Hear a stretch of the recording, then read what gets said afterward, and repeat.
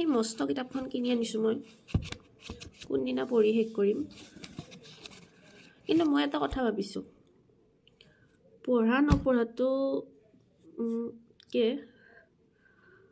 কিতাপখন যে কিনিছোঁ যে সেইটো কম ডাঙৰ সাহসৰ কথা নহয়।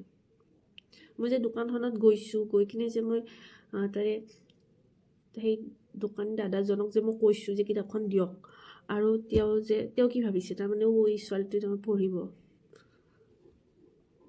মই যে পইচাকেইটা যে দিছোঁ যে, মই যে এনেকৈ যে পইচাকেইটা দিলোঁ, তাৰমানে মই পঢ়িম, সেই সাহসটো দি কিনি আনিছোঁ।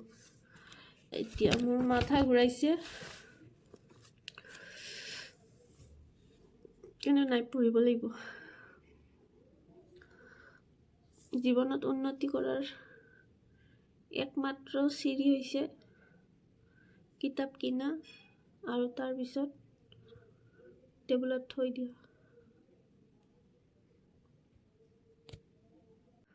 কাৰোবাক যদি লাইফৰ আৰু কিবা এডভাইচ লাগে মোক কণ্টেক্ট কৰিলে হ'ল।